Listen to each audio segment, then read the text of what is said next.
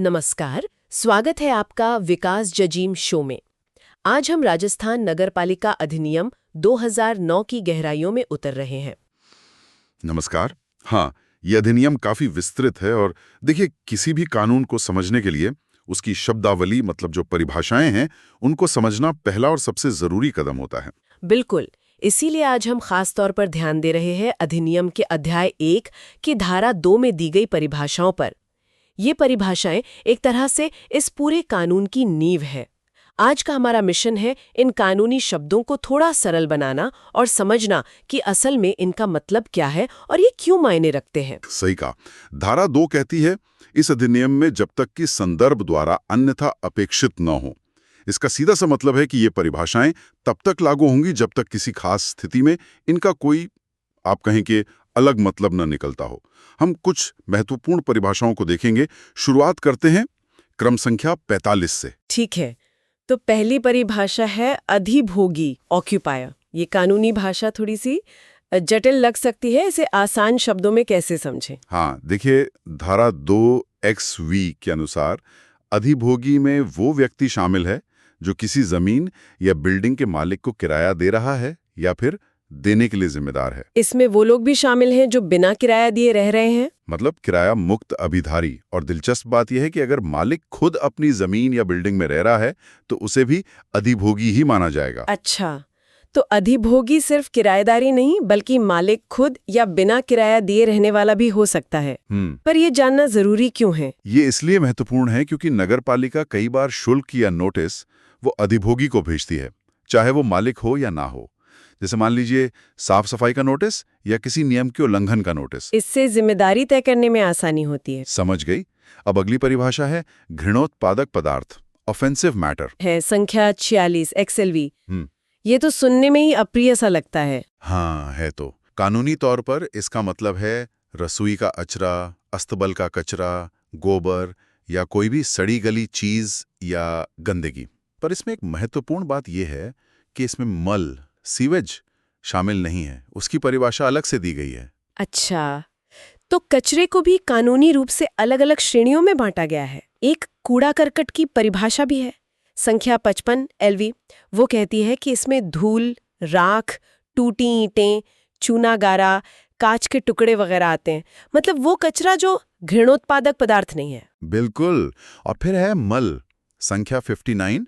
इसमें इंसानी मलमूत्र, शौचालयों, नालियों की गंदगी और साथ ही फैक्ट्रियों से निकलने वाला तरल अपशिष्ट, जिसे एफ्लुएंट्स कहते हैं, वो भी शामिल है। इन तीनों को घृणोत्पादक पदार्थ, कूड़ा करकट और मल, इनको अलग अलग परिभाषित करना जरूरी है ताकि नगरपालिका इनके संग्रहण, निपटान और प्रबंधन के लिए ठीक से मतलब अलग अलग नियम बना सकें।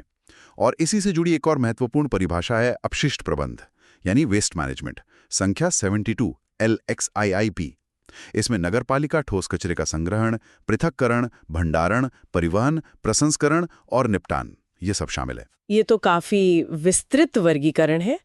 इससे साफ होता है कि कचरा प्रबंधन कितना जटिल काम है और कानून में इसका ध्यान रखा गया है।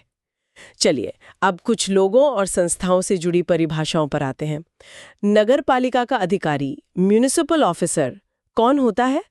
ये है संख्या 47 XLVI। इसके अनुसार ये वो व्यक्ति है जो इस अधिनियम के तहत बनाए गए किसी पद पर काम कर रहा है, लेकिन इसमें नगरपालिका के चुने हुए सदस्य जैसे पार्षद वगैरह वो शामिल नहीं हैं जब तक वो सदस्य के तौर पर काम कर रहे हैं। यानी ये परिभाषा प्रशासनिक कर्मचारियों पर लागू होती है, ना कि जनप्रतिनिधियों पर। ठीक है, और स्वामी कौन है? संख्या 49। हमने अधिभोगी की बात की थी, स्वामी उससे कैसे अलग है? स्वामी वो व्यक्ति है जो किसी जमीन या बिल्डिंग का किराया वसूल कर रहा है या फिर वसूल करने का हकदार है, चाहे वो खुद के लिए कर रहा हो या किसी ट्रस्ट, सोसाइटी या किसी धार्मिक या दान के काम के लिए एजेंट या रिसीवर के तौर पर। अगर प्रॉपर्टी किराए पर दी जाती तो जो व्यक्ति किराया प्राप्त करता वही स्वामी माना जाएगा। तो स्वामी असल मालिक हो सकता है या उसकी ओर से किराया वसूलने वाला भी। अधिभोगी वो है जो उस जगह का उपयोग कर रहा है, चाहे किराए पर, मुफ्त में या मालिक के तौर पर। जबकि स्वामी का संबंध मालिकाना हक या किराया वसूलने के अधिकार से है। एकदम सही। ये दोनों परिभाषाएं प्रॉपर्टी टैक्स, देनदारियों और अधिकारों को समझने के लिए बहुत महत्वपूर्ण हैं। ठीक है, अब एक और परिभाषा देखते हैं, अन्य अभिकरण संख्या 48 LVI। इसका क्या मतलब हुआ? इसका दायरा काफी बड़ा है। इसमें प्राइवेट सेक्टर की कोई कंपनी, फर्म, सोसाइटी, संस्था, कोई सरकारी एजेंसी, कोई जॉइंट वेंचर या किसी भी कानून के तहत बनी कोई भी एजेंसी शामिल हो सकती है। ये परिभाषा तब महत्वपूर्ण हो जाती है जब नगर पालिका किसी काम के लिए बाहरी एजेंसियों के साथ मिलकर काम करती है या उन्हें कोई जिम्मेदारी सौंपती है। समझ गई। अब कुछ स्थानों से संबंधित परिभाषाएं लेते हैं। सार्वजनिक स्थान संख्या 52 LI, ये क्या है? ये कोई भी ऐसी जगह है जो निजी संपत्ति नहीं है और जनता के इस्तेमाल के लिए खुली है, चाहे वो नगर पालिका की संपत्ति हो या ना हो, जैसे पार्क, चौक या कोई खुला मैदान। और सार्वजनिक मार्ग पब्लिक वे संख्या 54 LIV, क्या ये सिर्फ सड़कें हैं? न, ये उससे ज्यादा है। इसमें वो रास्ते शामिल हैं जिन पर जनता को आने जाने का अधिकार है, साथ ही वो रास्ते भी जिन्हें पहले कभी नगरपालिक फंड, राज्य या केंद्र सरकार के फंड से पक्का करवाया गया हो, मरम्मत करवाई गई हो या जिनमें नालियां बनवाई गई हों। और वो रास्ते भी जो इस अधिनियम के किसी भी प्रावधान के तहत सार्वजनिक घोषित किए गए हों। और एक मिलती-जुलती परिभाषा है मार्ग संख्या 62 LXI। इसमें और सार्वजनिक मार्ग में क्या फर्क है फिर? देखिए, मार्ग की परिभाषा और भी व्यापक है। इसमें कोई भी सड़क, पुल, पैदल पथ, गली, चौक, रास्ता शामिल है जहां जनता की पहुंच हो, चाहे स्थायी हो या अस्थायी, चाहे वो आम रास्ता हो या नहीं। महत्वपूर्ण बात यह है कि इसमें रास्ते के दोनों ओर की नालियां और एक तय सीमा तक की जमीन भी शामिल है, भले ही उस पर कोई बरामदा या छज्जा क्यों ना हो।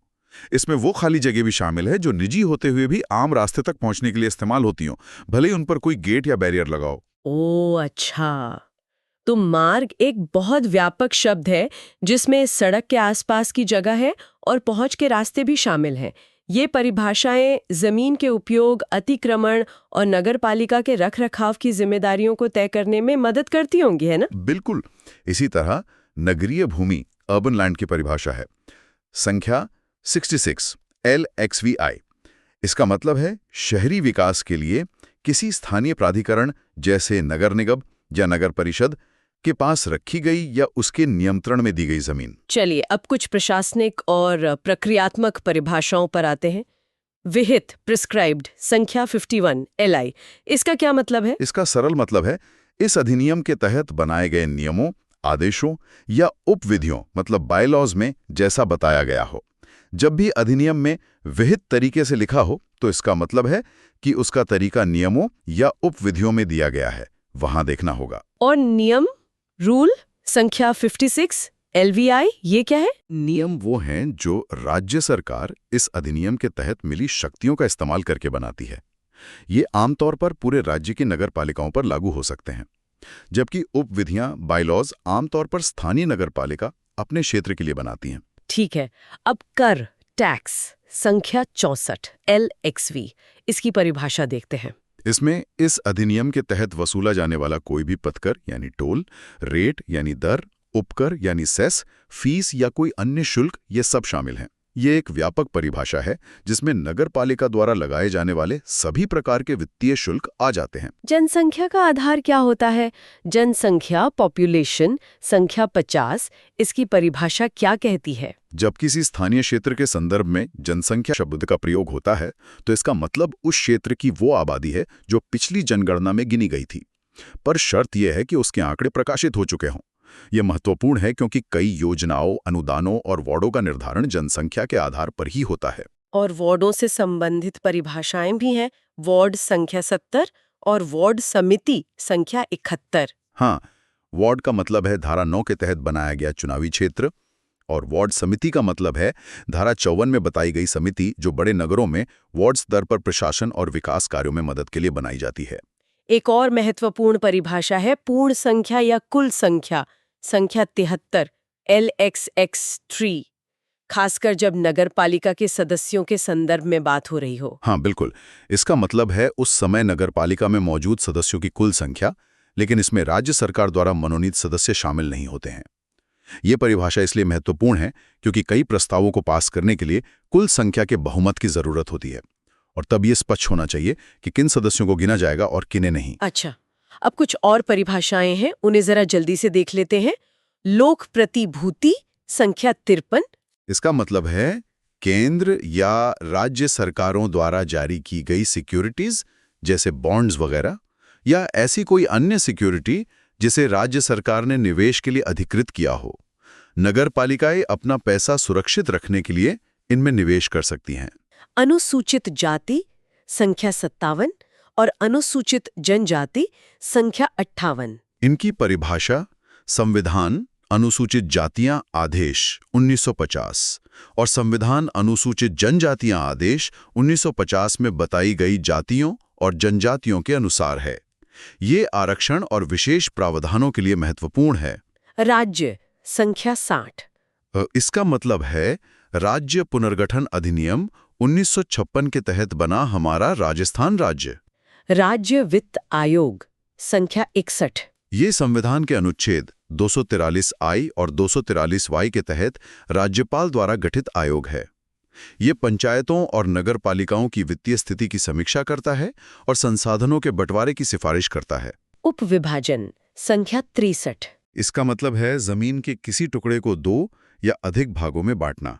ये टाउन प्लानिंग और भूमि विकास नियमों के लिए प्रासंगिक हैं।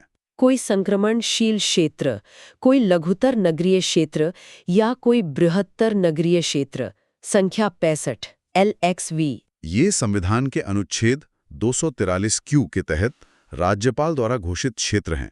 इन्हीं के आधार पर क्रमशः नगर पंचायत या नगर पालिका बोर्ड ग्रेड 2, 3, नगर परिषद और नगर निगम का गठन होता है। यान व्हीकल संख्या 67 LXV। इसमें साइकिल, रिक्शा, मोटर कार और पहियों वाला हर वो वाहन शामिल है जो सार्वजनिक मार्ग पर इस्तेमाल होता हो या हो सकता हो। वाहनों पर कर या शुल्क लगाने के लिए यह परिभाषा काम आती है। उपाध्यक्ष वाइस चेयरपर्सन संख्या 68 LXX। हाँ, इसका मतलब नगर पालिक बोर्ड में उपाध्यक्ष, नगर परिषद में उपसभापति और नगर निगम में उपमहापौर डेप्टी मेयर होता है।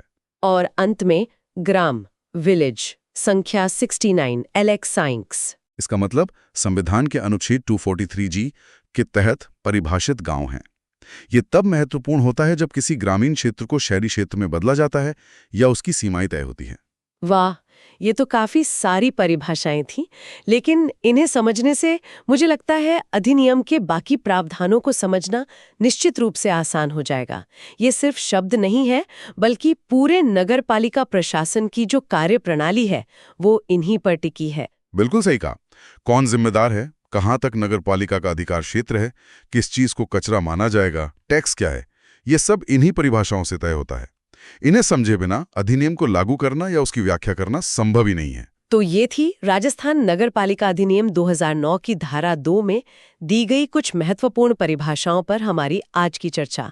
हमने कोशिश की कि कानूनी भाषा को सरल बनाकर उसके पीछे के मतलब और महत्व को उजागर किया जा सके। हाँ, उम्मीद है श्रोताओं को इससे अधिनियम को और गहराई से समझने में मदद मिलेगी। यदि आपको ये व्याख्या पसंद आई हो तो हमारे YouTube चैनल विकास जाजीम को सब्सक्राइब करें। इस ऑडियो को अपने दोस्तों के साथ शेयर करें और अगर पसंद आया हो तो लाइक जरूर करें। अगर आपके पास कोई सुझाव या विचार है तो कृपया उन्हें कमेंट बॉक्स में अवश्य लिखें। धन्यवाद।